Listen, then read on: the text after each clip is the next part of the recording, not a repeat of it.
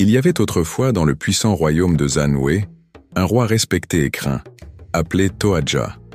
Ce roi avait 2 fils, Sosa, l'aîné, courageux, loyal, destiné à régner, et Tevo, le cadet, fougueux, jaloux, séduit par le pouvoir et les plaisirs.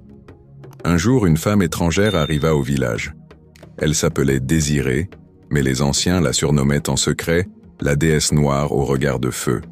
Belle à en troubler le cœur des sages, mystérieuse comme la nuit sans lune, elle n'était autre qu'une sorcière puissante, envoyée par les forces coloniales pour déstabiliser le royaume de l'intérieur. Tevo en tomba fou amoureux. Elle l'envoûta, le manipula avec des promesses de trône et de grandeur. Elle lui murmura « Ton frère est la lumière. Si tu veux briller, tu dois l'éteindre. » Aveuglé par le désir et la haine, Tevo tua Sosa, dans un guet-apens, au bord du fleuve sacré. Il fit croire à une attaque ennemie, mais le sang des frères ne ment jamais. Le roi Toaja sentit en rêve la trahison, car le tambour du temple refusa de sonner le matin suivant.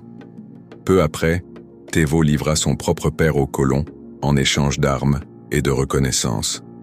Le roi fut capturé, l'empire pillé, les temples profanés. Les femmes furent réduites au silence, les guerriers dispersés, et les ancêtres pleurèrent. Mais ce que Tevo ignorait, c'est que Désirée n'aimait personne.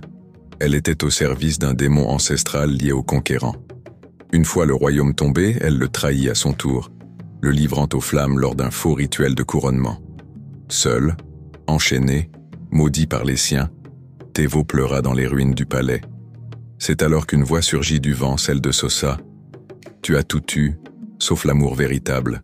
Le pouvoir que tu voulais t'a dévoré. » Et dans la terre du royaume déchu, l'arbre sacré du pardon poussa, planté par les anciens au nom de Sosa.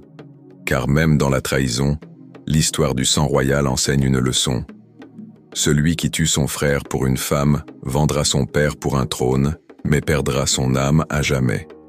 Depuis ce jour, on interdit au jeune roi de s'éloigner de la sagesse des anciens, car l'empire se détruit d'abord dans le cœur, avant de tomber entre les mains de l'ennemi.